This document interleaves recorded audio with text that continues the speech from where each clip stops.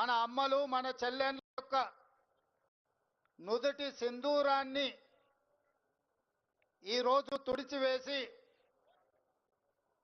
అంతర్జాతీయ ముఖ చిత్రంలో భారతీయుల మీద ఉగ్రదాడి చేయగలుగుతామని ఉగ్రవాదులు విర్రవీగుతున్న సందర్భంలో రాజకీయాలకు అతీతంగా పార్టీలు జెండాలు ఎజెండాలకు అతీతంగా 140 కోట్ల భారతీయులు అందరము ఒక్కటే ఈ భారత మాత రక్షణలో మనమందరం ఏకమై మన సార్వభౌమ అధికారం మీద ఎవరు దాడి చేసినా వాళ్ళను వదలబోమనే సందేశాన్ని ఈ తెలంగాణ నడిగడ్డ మీద నుంచి భారత వీర జవాన్లకు మనము అండగా నిలబడి వాళ్ళకు ఒక స్ఫూర్తిని ఇవ్వడానికి ఈరోజు వేలాదిగా ఇక్కడ మనం సమావేశమై ఈ సమావేశంలో ఈ దేశ సరిహద్దుల్లో దేశ రక్షణలో పనిచేసిన మాజీ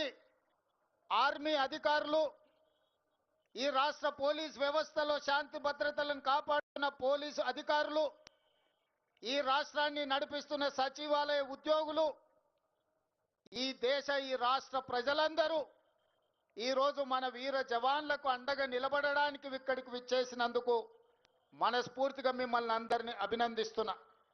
ఈ సందర్భంగా పాక్ ఉగ్రవాదులకు పాకిస్తాన్ పాలకులకు అంతర్జాతీయ ముఖ చిత్రంలో ఉన్న ఏ దేశమైనా ఉగ్రవాదాన్ని ప్రోత్సహించి ఈ దేశ సార్వభౌమ అధికారం మీద దాడి చెయ్యాలనుకున్న వాళ్లకు ఈ వేదిక మీద నుంచి హెచ్చరిక జారీ చేయదలుచుకున్నా. మా దేశ సార్వభౌమ అధికారం వైపు కన్నెత్తి చూసినా ఈ భూమి మీద మీకు నూకలు చెల్లినట్టే, ఈ భూమి మీద మీరు నివసించడానికి మీరు అర్హత కోల్పోయినట్టే అని చెప్పి నేను ఈ వేదిక మీద నుంచి హెచ్చరిక జారీ చెయ్యదలుచుకున్నా.